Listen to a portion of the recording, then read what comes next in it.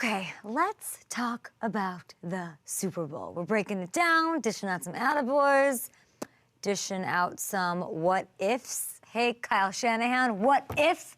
Maybe we'll talk a little bit kick of destiny, my Super Bowl experience, and we have, best of all, Luke Kuechly, who sees things better than anybody. Luke Kuechly, a legend, breaking down a defensive-ish battle in Super Bowl 58. History was made.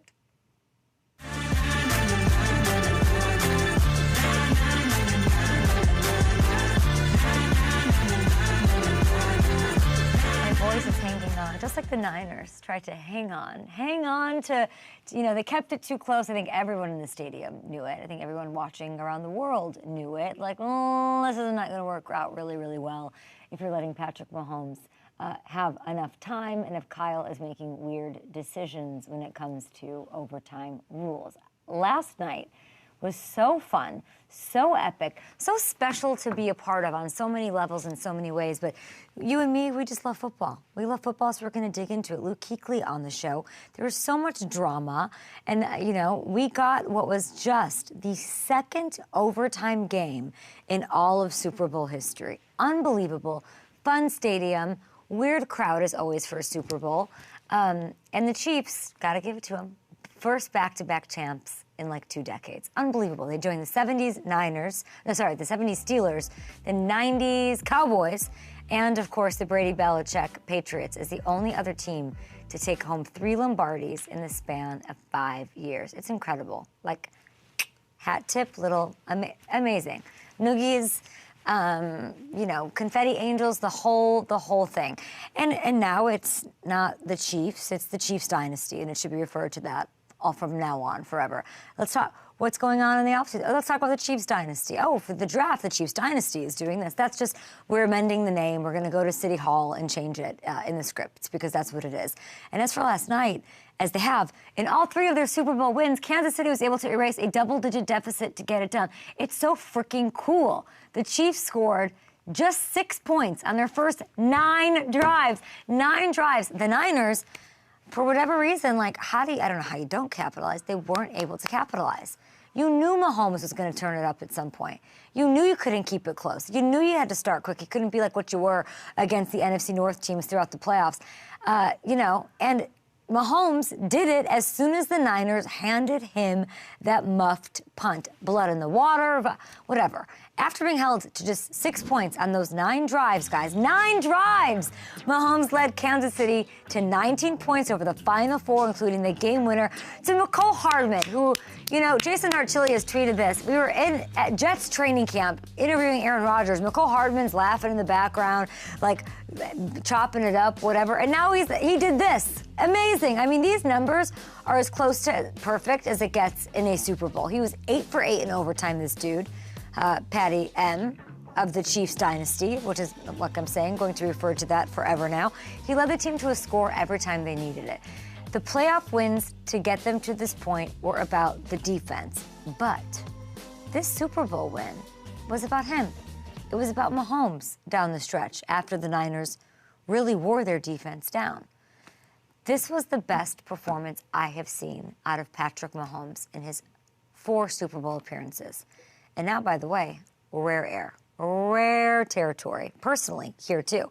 This one gives Patrick ring number 3, and that ties him with Troy Aikman for the 4th most all-time, puts him 1 away from Joe Montana and Terry Bradshaw. He's only 28 years old, people. Montana won his 3rd at 32. Terry won his at 30. Only Brady did it at a younger age. He was 27, but he also didn't win his 4th until he was 37, 10 years later. Mahomes has already achieved a level of greatness that some of the best quarterbacks of all time have never sniffed, people. And for the first time, I think the idea of challenging Brady at the top of the list might not be completely absurd and ridiculous. And speaking of a new level of greatness, how about what this means for Andy Reid? He got a lot of cheers when he was announced last night. Nance was talking to him. It's, of course, Super Bowl win number 3 for him as well. But you can't tell me that this wasn't his most impressive showing as a coach yet. Here he is reflecting on his entire season after the game. And how proud I am of the guys for just hanging with each other, staying positive with each other. The defense, the young guys grew up but nobody ever pointed fingers at the offense when the offense was growing, and it all kind of came together during the playoffs and worked out well, and great leaders, and Patrick and Chris and Trav, and the job that they've done.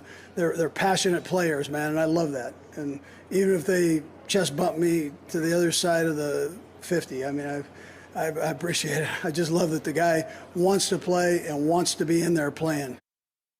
Okay, so he gives all the credit to literally everyone else, but it takes a special coach to sort of change the mentality and the team's entire approach right before the playoffs.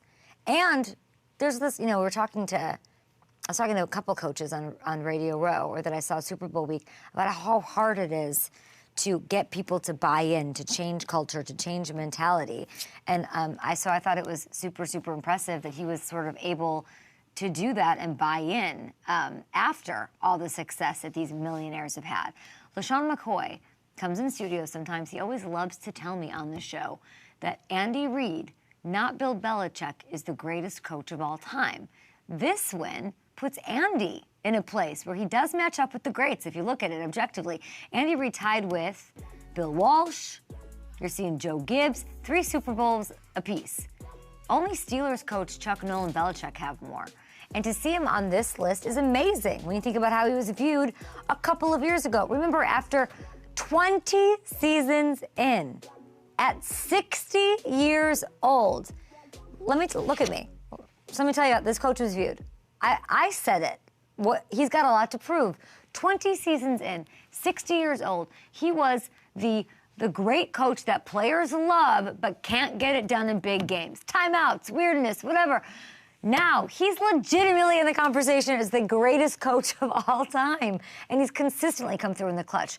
Spot after spot, clutch moment after clutch, adversity, all of it. He's proof, by the way, to anyone out there, it is never too late, and I wish everyone would get on board with this. It is never too late to rewrite a narrative. It is never too late, and it's something we should all root for because everybody has it in them, and that is proof by none other than Big Red. Okay, I guess we should get to the Niners side of things. Let me take a sip of coffee. Okay, if we're going to talk about changing narratives and Andy Reid being a glaring, beautiful example of this, like maybe that's the hope for Kyle Shanahan in this, that he can someday, Kyle Shanahan, change how he is looked, because he, and deservingly so, is being looked at as somebody who cannot get it done. For his Niners, too, it's another year. This team has absolutely everything you want in every level, culture, ownership that's behind you, flying everybody out there, the talent, the players. You found your quarterback, even though it's not how you expected it to show up. They had everything you could possibly want. They played their asses off in this game, and they painfully end up coming up short yet again. And once again, Kyle Shanahan's decision-making is the question. The thing I questioned going into this, less about Purdy, less about McCaffrey, less about Kyle Shanahan has a cloud over his head. There's something between the ears when it comes to being aggressive, staying aggressive, making decisions that I don't know if it's the sports psychology of it all. I don't know what haunts him from his past. I don't know what happens, but it's obvious it's something, right? Like, we can't question the decision-making after deciding to receive the ball to start overtime. I'm 5 shots deep at this point. I'm Boozy Susie up in this beautiful FanDuel suite, hanging out with my FanDuel fam, who I love, and I'm so happy to be part of such an epic day in that way. And I'm sitting there, and I'm like, well, with the new overtime rules, like, why would you not? What's going on here with the deferring? What's going on? The new rules guarantee each team a possession. We're college vibes here. Wouldn't you want to go on defense first? I know they were on the field. They might have been gassed. But who cares? Like, wouldn't you want to go on defense first and know what you need to do to get the win in the game? After the game, Andy Reid, maybe the greatest coach of all time, said that his plan was to defer if Kansas City had won the toss. He would not have done what Kyle did either. And he actually said, Andy, like, I'm sure he had a reason for it. Okay, we'll hear with Shanahan explaining his reasoning after the game. Something we talked about with, that none of us have a ton of experience of it, but we went through all the analytics and talked with those guys, and we just thought it'd be better. We wanted the ball third. If both teams matched and scored, we wanted to be the ones who had the chance to go win, and We got that field goal, so we knew we had to hold them to at least to a field goal, and if we did, then we felt it was in our hands after that. I feel so bad. Like, I'm heartbroken for him. And I understand the logic and what I don't understand about the analytics, and I don't have the info. But that was the wrong decision, right? And I know I'm not the only one that thinks that. And what gets problematic and more problematic is that Chris Jones revealed that the Chiefs practiced and prepared for this potential overtime scenario. And, you know, the Ringer is reporting the Niners did not prepare for this. Multiple 49ers, like Kyle Juszczyk said, they weren't aware that there are new overtime rules. That is the woofiest thing I've heard in a minute. And we'll see. I'm going to ask Luke Kuechly about this. He's logging in on Zoom and joining us here in a minute. I want to know what he thinks about that decision in a moment. But, you know, I'm not going to, I mean, I just harped on it for like 3 minutes, but like, it also wasn't the only mistake we saw from the Niners, and far from the reason they lost this game, right? The McCaffrey fumble early. I wasn't even in the stadium for this one. Somebody told me that he fumbled. Like, I literally did not believe it. The penalties, I mean, the penalties put him behind the sticks. There was the muffed punt. Nobody wants to see that. You gave Patrick all of the energy he needed. The blocked extra point, sure. The killer holding call in overtime. If just one of those moments goes differently, I think the Niners win this game. You can't make those mistakes and beat Mahomes and these Chiefs. You just can't. I'm sorry to Niners fans. I think you're one of the best teams in the NFL, and maybe the best story. Man, I know it's hard to have optimism right now. If you're a Niners fan, this is the third time third time in the last 12 years that you've been a play away from winning one. But there is something to say here. You do have your quarterback, and I know that they know that they have their quarterback. I know that. He was so good for the most part of yesterday against an insane defense that's got all the intestinal fortitude and like an institutional knowledge and experience of what it's like to play in these games. And Brock is not the reason the team lost, and I liked that, okay? You have him playing for peanuts next year.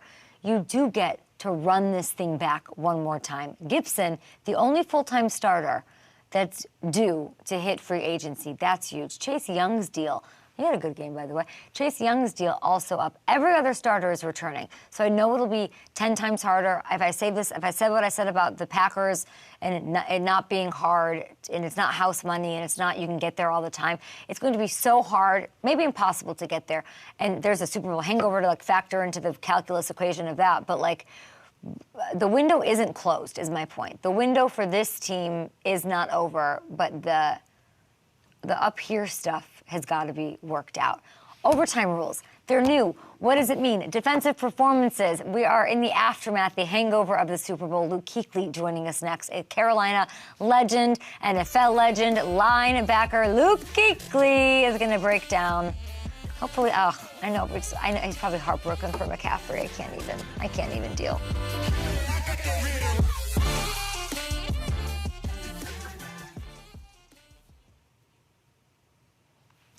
Okay, let's take a look at the YouTube chat here.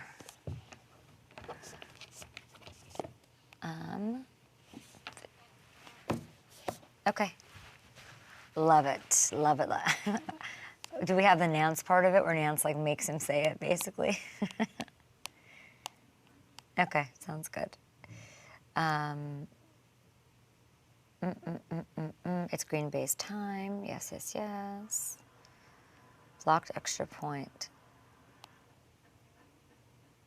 I think the blocked extra point helped the Niners. I think Moody missing that helped it. You guys. Hamilton, are you here?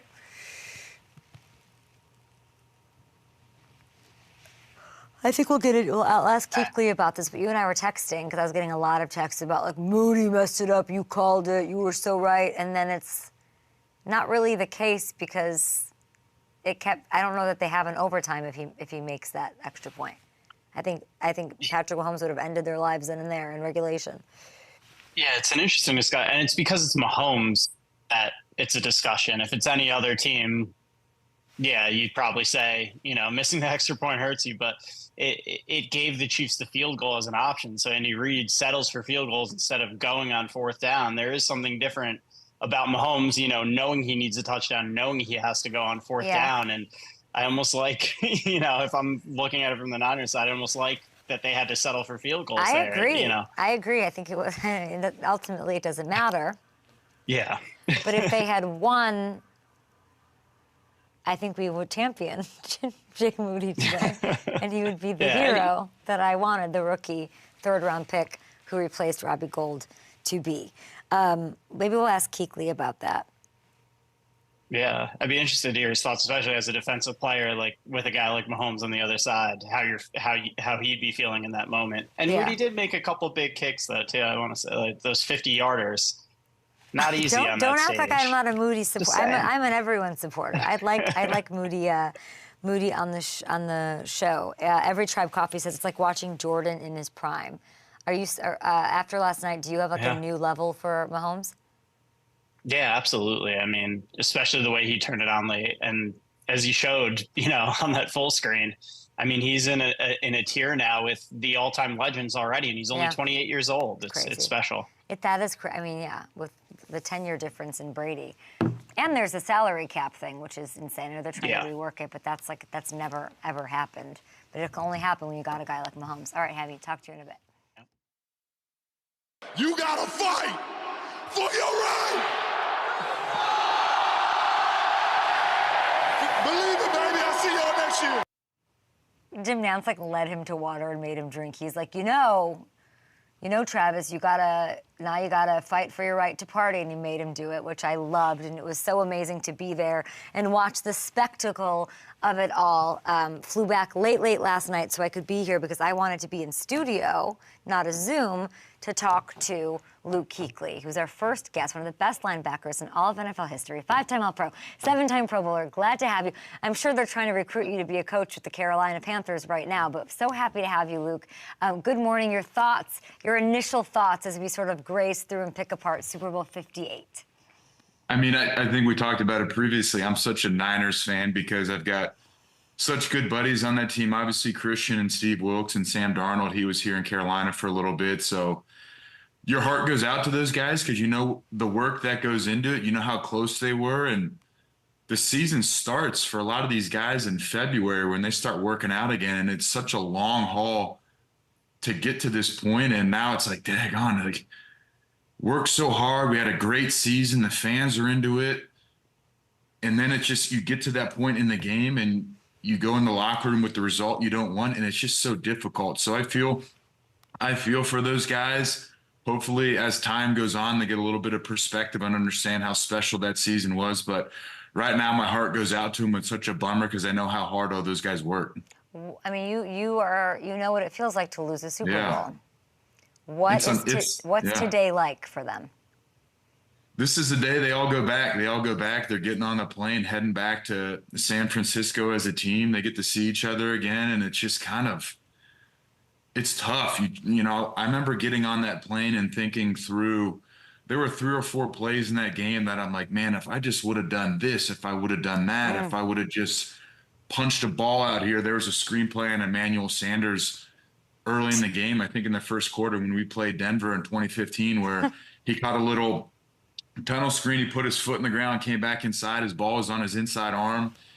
And I could have went and punched the ball out, but I made a tackle for 3 yards. It was 2nd and 7 instead of an opportunity to switch it over. And that's what hurts. I'm sure there's plays that all those guys want that Wilkes would love to have back, that Christian would love to have back, that Sam would love to have back in the sense of maybe he saw something in the game. But there's always something that these guys are going to be thinking about. And that's what makes it so difficult is, man, it's like, could I have done anything else to help us win? And that just sits in your stomach and it's a pit there and it's hard, but like I said, hopefully in time they get some perspective and understand how special this season was. I will say, and it hurts me a little to hear you talk about that Super Bowl 50 that way. I very much remember watching it, and you did your thing. Like the fact that you're still scrutinizing some maybe play that might not have even happened. Like, if I remember correctly, the defense brought it. It was more about what the Broncos defense did to your offense that caused you guys to let that one slip away.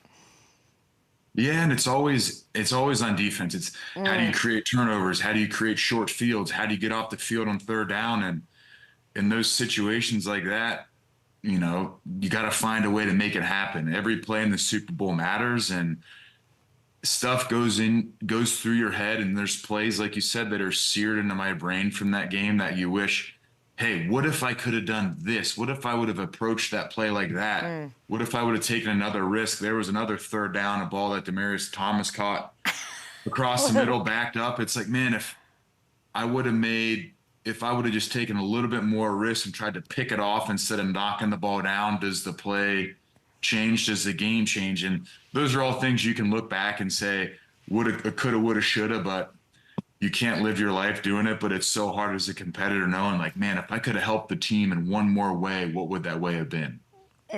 Yeah. And then I'm thinking as you're talking, I'm thinking about Kyle Shanahan, because there's plays, but there's also decisions. And this is somebody who I sort of see the thinking, like what you're doing right now. I see the Patriots-Atlanta game. Like, I see the 28-3. I see it all sort of working. And those sort of memories sear into your brain, and they work on you. Like, that's what happens. You know the new overtime rule. His decision to receive after winning the coin toss, what did you make of it? I think when you look at the analytics, JJ Jansen, our long snapper, is a big analytics guy, and I talked to him about it. He's like, it's close to 50-50. It's about as up in the air as you can go. And Kyle's logic made a lot of sense. He's like, all right, we go down and score. Say we score a touchdown or we kick a field goal.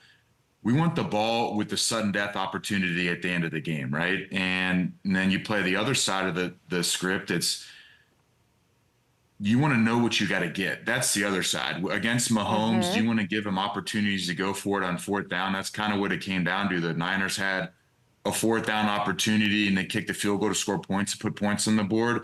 And then early in that overtime drive, the Chiefs had the ball 4th and 1, and they had to go for it. So that's kind of really what it comes down to, is what approach do you want to take? Do you want to have the opportunity to get the ball third with the sudden death chance to go down and score? I think that's what the Niners were thinking. I think what Andy Reid said is their thought process was, we want the ball second. So maybe they go down the field, they know what they need. Maybe they score a touchdown, they go for 2 to win the game. I think it's kind of 50-50. However you look at it, obviously. Luke, if it's 50-50 against 31 quarterbacks, fine. Yeah, Mahomes is a tiebreaker. He gets 4 downs to go down half the field before they get in field goal range. It was like when we played Drew Brees. Giving him the ball at the end of the game is just so difficult, because he knows he needs to score. The way they call plays is a little bit different. Drew's going to take those chances that he typically wouldn't take. And that was the scariest thing for us, when the offense would go down the field and score at the end of the game. I'd always look up at the clock and be like, man, is there too much time for Drew? And that's kind of what it became at the end of the game there. It's really well said. I want to go have it last and go for 2 and not have that crazy man who might be the best quarterback we've ever seen, as we're seeing what he's doing at such a young age, have the ball at the end of the game or touch it again. Okay, let me see. I wanted to ask you, since we're talking about this, there are people crushing Jake Moody. People texting me. I was worried about Jake Moody just because it's a rookie, big shoes to fill, didn't kick a lot. Niners win a lot of games, and he had missed a couple kicks in weird conditions, and there was a blocked extra point. I honestly feel like it helped extend the game for the Niners in a weird way. So I want to ask you, if you're out there, would you rather be up 3 and have Mahomes and Reed sort of know a field goal as an option to tie? Or I guess like up 4 and have them go in knowing they have to use all 4 downs to score that touchdown? I agree kind of with what you're saying. They went down the field, they were down 3, so they kicked a field goal to tie, which ultimately gave the Niners another chance and sent it to overtime, right? Was that correct? Yep.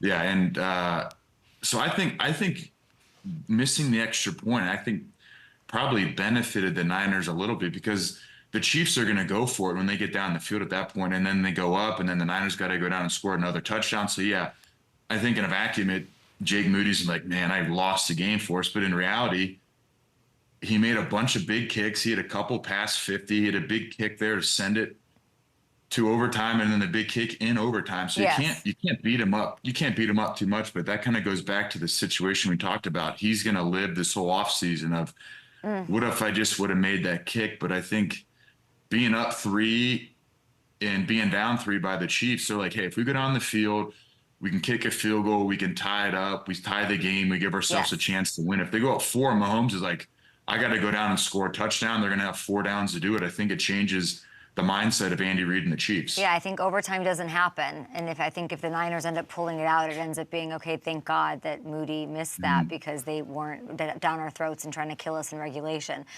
Okay, you were on the show a couple of weeks ago, and you gave what is now being talked about as just a masterclass in defending Travis Kelce. I don't know if you look at Twitter, everyone's freaking out about how you talked about how to defend him and the little tells and all of that. Somehow in the first half, like Wilkes had your number, like he was like, okay, Kuechly, I got you. Because they somehow shut him out. They shut him down with 1 catch for 1 yard. Second half, I go get a drink in like a Twix bar. I come back and Kelce all of a sudden has 8 grabs for 92 yards. Luke, what changed or shifted on either side that helped Kelce be so successful against these Niners? I think just over time, those good players find a way to make plays, you know, and in the second half, he kind of found some voids in zone coverage. He shut some stuff down. He converted some routes. He had that under route at the end of the game where he started on the backside, caught it in stride, and converted it upfield for a bunch of yards. And those guys, man, you got this graphic right here, 9 catches, 93 yards. He had 8 of them in the second half. Those guys are just so hard to defend for 60 minutes, and then obviously they went into overtime. Those guys just find ways to make plays, and you can shut them down. But as Mahomes gets at the end of the game, it gets to crunch time. Andy Reid needs to find somebody to get the ball to. Those good players just find a way to get it done. Sits in windows, caught him running across the field and looked like man coverage with the whole player. The whole player might not have seen him. Fred's an outside leverage going across the field. It's just a really difficult play, and good players make big plays, man. That's really what it comes down to. How much did Greenlaw going out make a difference with Kelce? I don't know particularly on the matchups, but I think when you have a guy like Dre that goes down, what you lose from a guy like that is energy and physicality, right? You might not have seen it. When you watch the game, I didn't really feel him missing as far as the play went. Oren Burks did a great job in the game. I think Dre, when you lose a guy like Dre, yeah, you lose a skill set on the field, but his physicality, his mindset, his energy. And remember, they showed the clip of him on the sideline, jumping up and down, getting ready to go on the field. That's what you miss. Because remember, he's jumping up and down. He put his foot in the ground to go out the field, and that's when it popped. So you miss the energy, you miss the passion, you miss the physicality.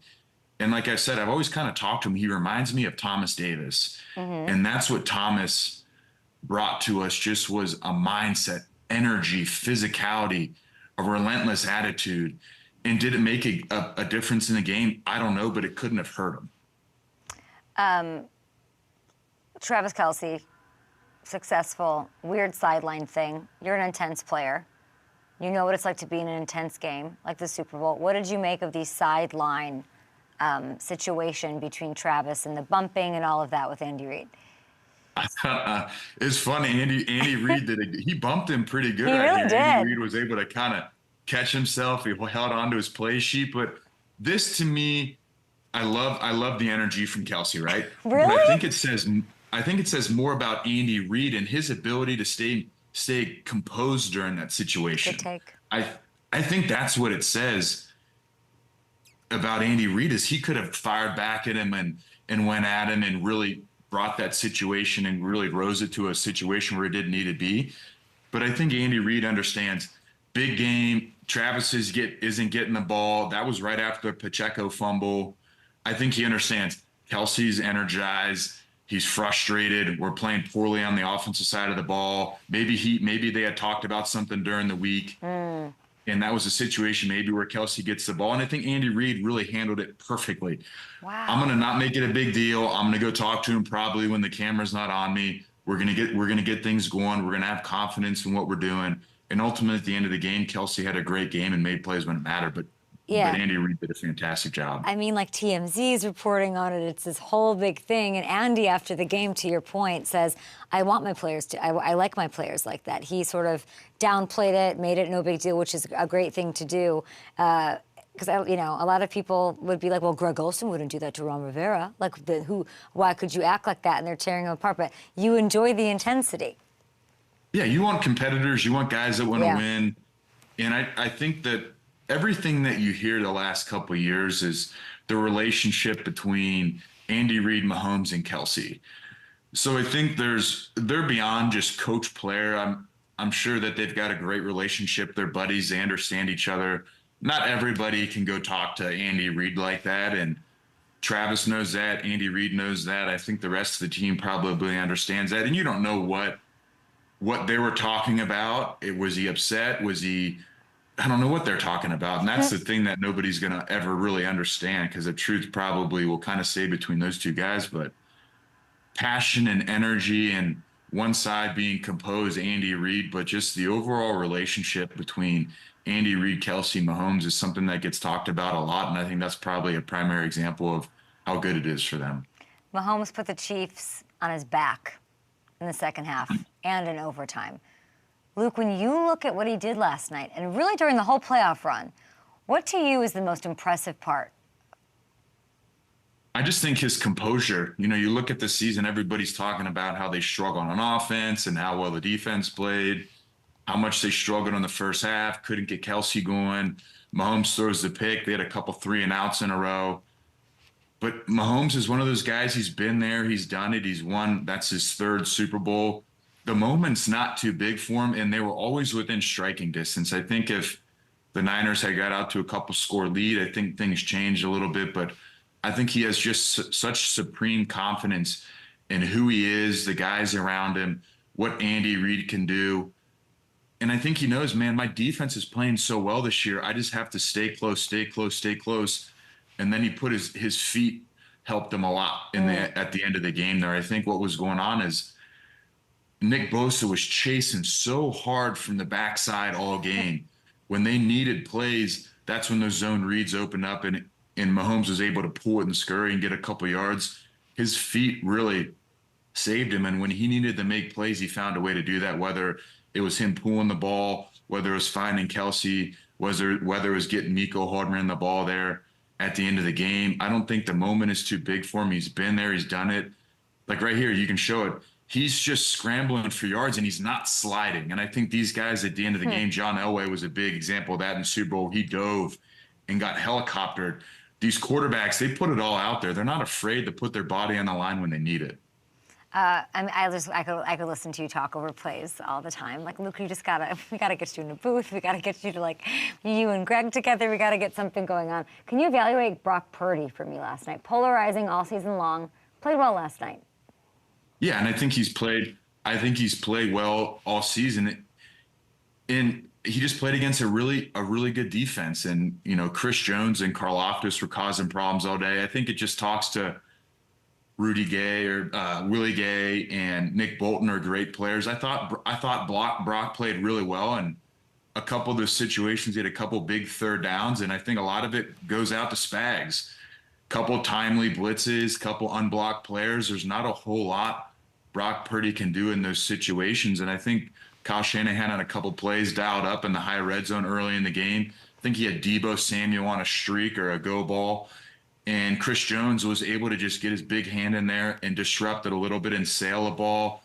He had Kittle on one, too, and just a little bit of pressure. And I think that's what people don't talk about. Chris Jones being disruptive on the inside just makes life so difficult for those quarterbacks. Do you think Spags will be a head coach at some point again? I think this year he really showed it. And, I don't know what's going on in his head right now. Would he want to be a head coach? I'm sure all these guys are ultra competitive and want to be a head coach, but when you look at it, he's got a great situation. He's got really good players. He's on a really good team. Andy Reid's a fantastic coach, and he's got an opportunity every year to win a Super Bowl. So, that's a decision for Spags. Do I think he could do it? Absolutely, but he's in a pretty daggone good situation in Kansas City right now. I wonder if, and there's been some talk about Andy Reid eventually. I mean, he's going to have to make some sort of a plan. What's in his head?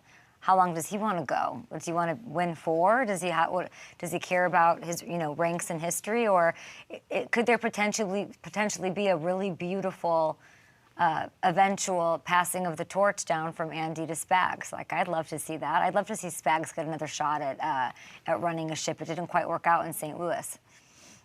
Absolutely. And I think if you look at Andy Reid and you look at all guys in the NFL, right?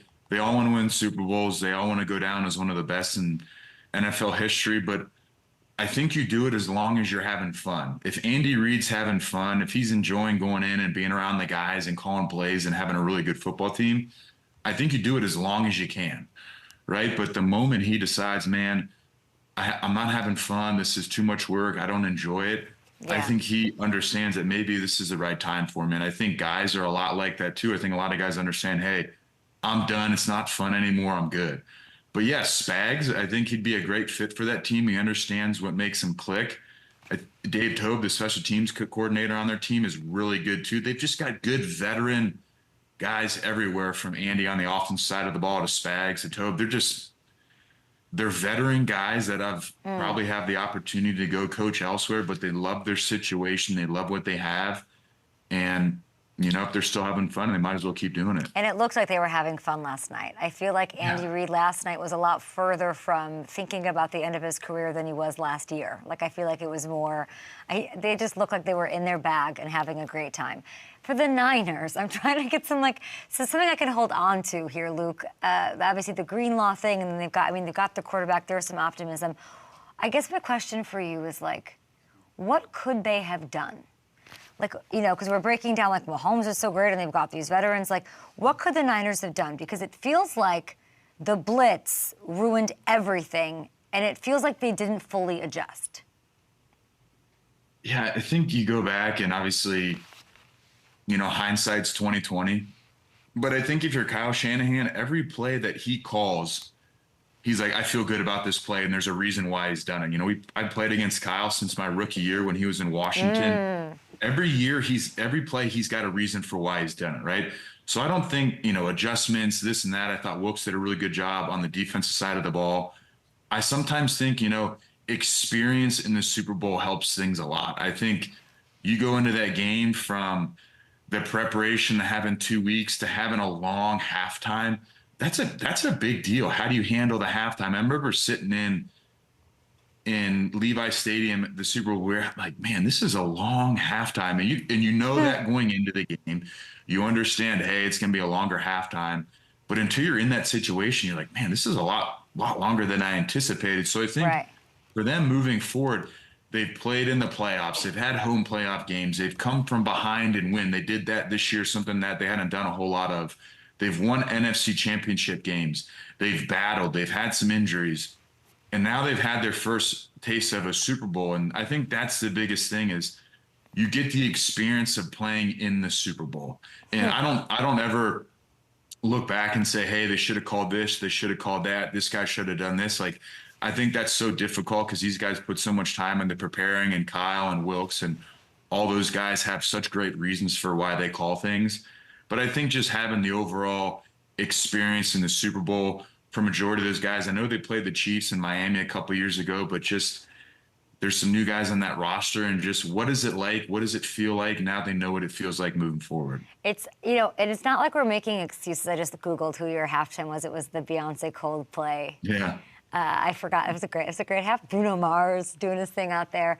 It's a long ass halftime, and it's not to make an excuse. But if you look at yesterday, Brock went, I'm gonna say, like, over an hour without throwing a pass. I might be exaggerating, but the Chiefs had the last full possession, the long halftime, and then the Chiefs got the ball to start. So it's sort of that takes the air out of the thing.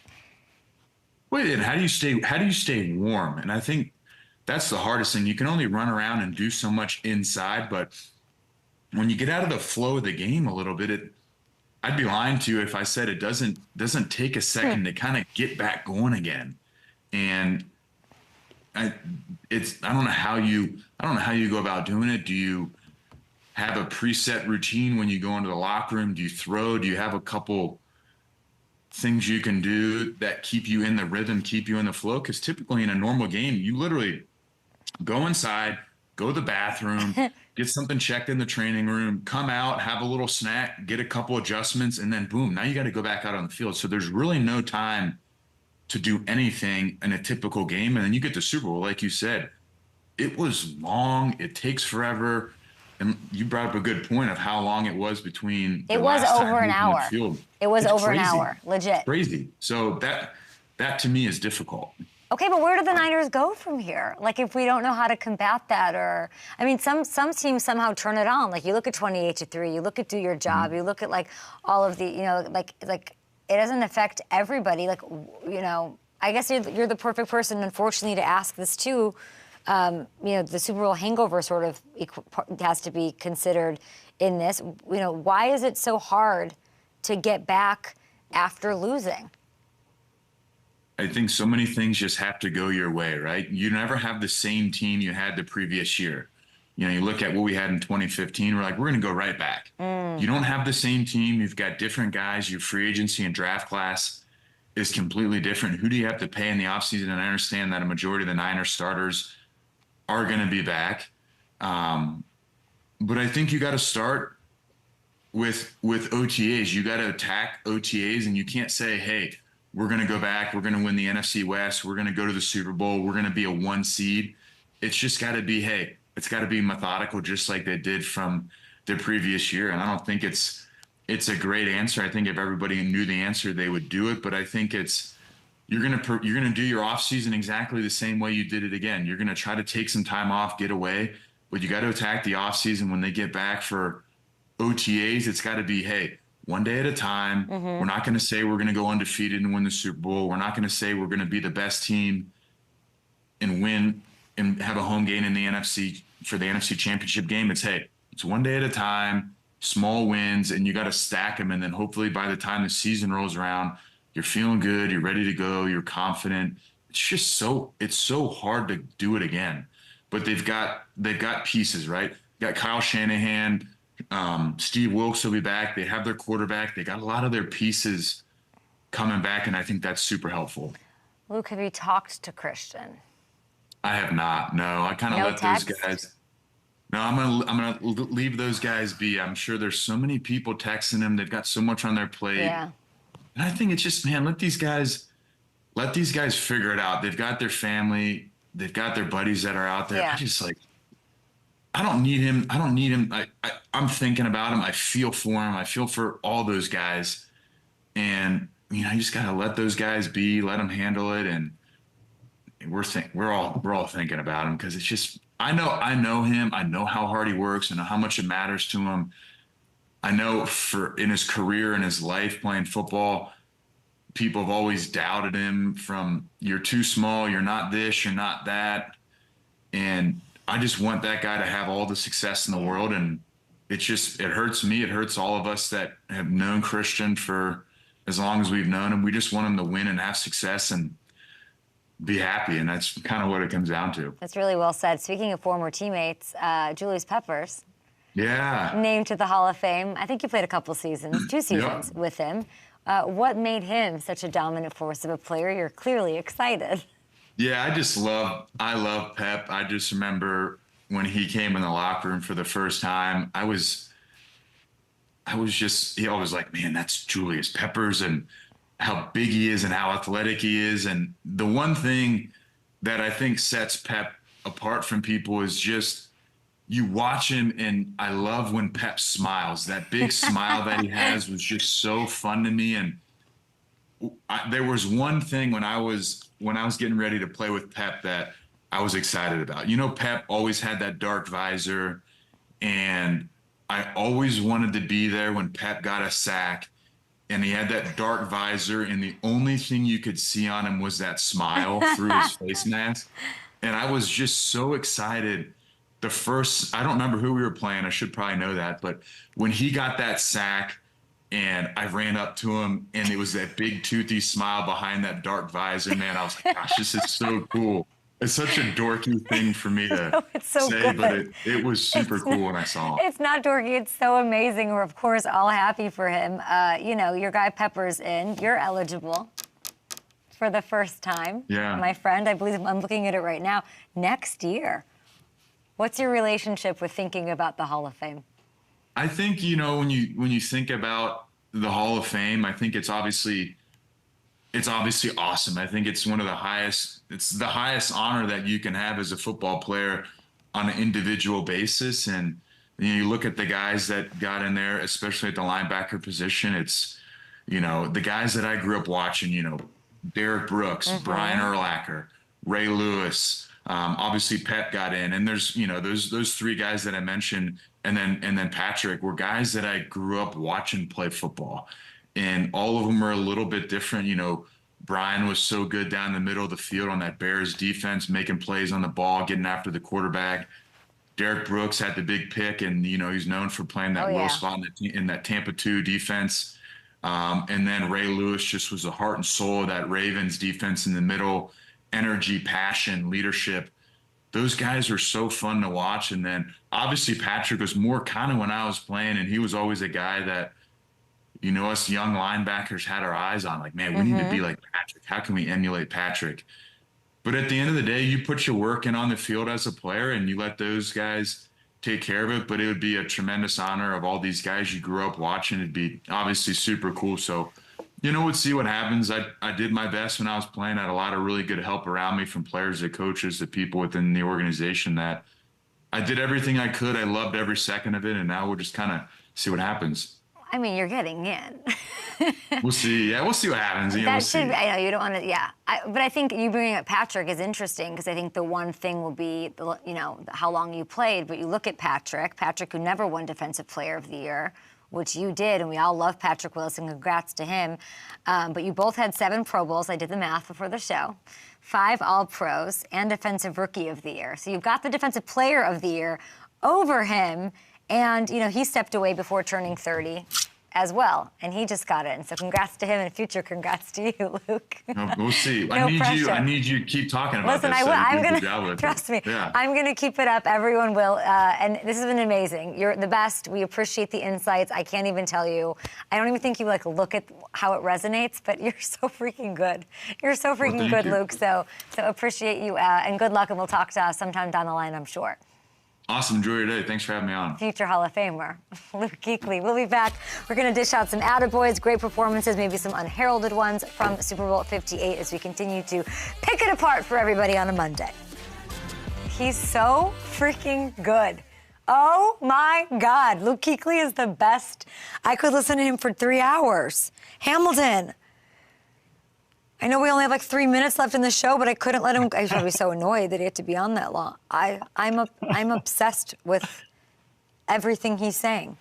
Every level of everything he's saying. The toothy smile? Yeah. Who talks like that? I'm eating every little crumb. God, he's so freaking good. Gems. Yeah, and for him to admit, I mean, Peppers was one of those guys that, we're on the same age, growing up, you just, he has another level to him of reverence. But for somebody like Kuechly to feel the same way about seeing Peppers that I would feel is Thanks really for funny. looking up, and thanks for the Patrick Willis numbers. That was helpful. I know he wasn't going to talk about it, but it's sort of nice to start putting it out there, because it is going to affect precedent matters, right? So. Oh yeah. That's good. I think every I know it was every answer has to go out. Everything he said was great. Everything. Push everything out. And we were texting about the time Brock Purdy was off the field as it was happening, him being off the field for over an hour, and I don't think it was going to actually affect over things. an hour. And he got there. It actually ended up being over an hour. I thought it was a real time. exaggeration of an hour, which is I've been waiting here for over an hour. It's 10 minutes. Which is 30 seconds. Yeah. Shut up. But there's not really a solve for that, right? What do you do for that? It's just, as he said, I think experience and the mental preparation, how to stay in rhythm. It's really hard. We saw it affect the Falcons in that loss to the Patriots. It was a similar type of deal. They had the pick six and Lady Gaga. And it worked out the same way possession wise, that the offense was off the field for so long, and you go cold. Yeah, that's hard. Yeah, I got you. Okay, great. Yeah, the end of the show. Guys, tomorrow we'll come back and we'll talk about my epic pickleball fail. Hamilton. I got smacked around by Lance Bass. And literally, I got I got taken to town by Lance Bass, which I called, by the way. It did not go well, and I didn't want to ask, but It did not go well. but But was it better or worse than Gronk's okay, kick? can I tell you what Dan said? And Dan is pretty, yeah, I know Dan is for me, but Dan was there. And Dan goes, you played better than Vernon. Yikes. And I said, F yes, I did. And we'll talk about that tomorrow. We need to get footage from it, is the thing. Back on Up and Adams, Luke Kuechly, future Hall of Famer, my favorite guest we've ever had on the show. Loved having him today. Big thanks to him. Big thanks to our bookers and our partnerships people at FanDuel for making that happen. He's amazing. But it's time for a Super Bowl edition of Attaboys, guys. I'm going to hit you with 3 players who I think deserve some love from yesterday. And I'm going to start with McCole Hardman. You got it, right? Scoring the rare walk-off touchdown, the beautiful. This is just legendary. Gronk, this is, I know you didn't have a great day yesterday, but Gronk, you got to give love to McCole Hardman. You know how tough these situations are. Uh-oh. I didn't hear anything there, but that's okay. Hardman led all wide receivers with 57 yards on the day, and it's really amazing because going back to last year, he missed most of 2022 with like a stomach injury, comes back for the AFC Championship, re-injures it, misses last year's Super Bowl against the Eagles. The Chiefs let him walk in the offseason. He signs in New York to play with Aaron Rodgers. I see him there, and Brett Veach is like, no, my friend, snags him back for a couple of late-round picks at the buzzer, at the deadline. So I should have known right then and then the Veach rules, and he's going to become the Super Bowl hero for this team. Either way, incredible. McCole Hardman got a beautiful moment and a beautiful journey for him, and somebody I really like, so that's good. Okay, next up, I told you the X factor in this game was going to be George Karlaftis. We spent our Friday show talking about it. He out-hustles 3 49ers to get on top of Christian McCaffrey's opening drive fumble. Hall of Famer, future Hall of Famer, George Karlaftis, no, I'm kidding, that's fine. But if he doesn't get on that ball and the Niners score on that opening drive, this game might have gone very differently. And that wasn't all he did either. Karlaftis finished the game with 5 tackles, half a sack, a game-high 3 quarterback hits. He got consistent pressure on Purdy, big impact games. I said it, I thought it, the Chiefs, and I will say, the Chiefs do not win this Super Bowl without that effort from George Karlaftis. So, baby. Finally, we should give out 1 to the Niners. Who do we give it to? Do we give it to Brock Purdy? Do we give it to Jake Moody for missing an extra point that sort of kept them in the game? No, we're going to give it to, even in a loss, Juwan Jennings, okay? He stepped up. He had the game of his frickin' life on the biggest stage, launching, this is amazing, the double pass! Oh man, touchdown Christian McCaffrey. He gets drilled by Trent McDuffie. It's amazing, which is unbelievable, and we love to see it. Now oh, God damn it, excuse me. He carries half of the Chiefs secondary, as you're seeing, into the end zone for the go-ahead score in the 4th quarter, leading the Niners wideouts and catches. He converted 3rd downs in key moments when he needed it, blocking his tail off. And then if the Niners win this game, would it be Juwan Jennings that's the MVP of the Super Bowl? Why wouldn't he be, right? And he's, by the way, quietly become a bit of optimism, a crumb of something to hold on to, very important to the team. And I think he deserves a lot of love for what he did. Doing all the things. Juwan Jennings is about to be paid in Carolina. I don't know about that. All right, back to 1 hour show. Just a couple minutes left. This was a breeze on a Monday.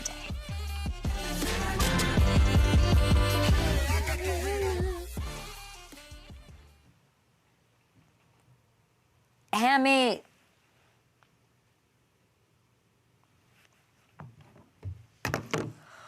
Hamilton. I'm here. So last night, the game ends. I go and I find Amanda, who's of course cloud 9, just living her actual best. She's like, this is my 3rd Super Bowl. And I'm like, you're the most spoiled person. For real. And she had a great time. I know, everyone's like, oh, your brother. I'm like, this is my brother's 1st Super Bowl and her 3rd. And everyone's like, that's messed up. He's like my blood brother. And I take my roommate from college and said, that's okay. That's neither here nor there. They win. We drop them off. We end up going to the Usher party that turns into a wedding party because Usher got married last night. Sometime between halftime. By the way, the halftime show was good. Was it good on TV? It had its moments. What was wrong with it? I loved it.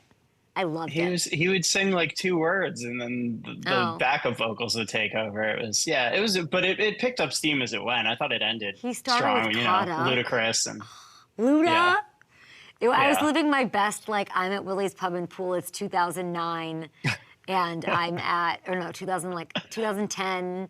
I'm at Willie's Pub and Pool playing like Love in the Club, and like rapping all of the like idiot. That was me. And I was in a suite with like Kevin Durant and Devin Booker, and I was fully like chuggy lady, just dancing to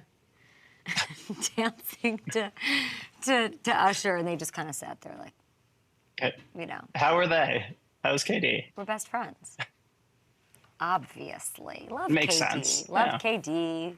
I knew who Devin Booker was. I thought that was very impressive. Nobody seemed to want to give me credit for that. I thought I deserved like heaps of praise for knowing, since I'm not a basketball girly.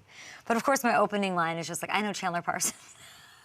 Like I have nothing to say about like what I don't know. That's an in with anybody. Shams was like, you know, the All-Star Game's in Indy, and so I had that. Like I had like 2 nuggets of like, what are you supposed to say? Like, who's your NFL team? I did say that too. I'm such an idiot. Oh. It was fun. How are you guys feeling about that All-Star Game in Indy? It's in Indy. Yeah. The Pacers, Reggie Miller. Does Reggie Miller still play for them? Anyway, congrats to Usher on a big night and then getting married. And I thought it was congrats to Usher. An absolute party. And all of you losers who didn't like it don't know a good thing when you see it. My eyes are slowly closing. Back on the show, where did Hamilton go? Oh, I thought we were going to wrap it up with him. We will be back tomorrow to talk about pickleball, Victory Parade. Hamilton, are we getting Tucker on? Tucker from KC Sports Network?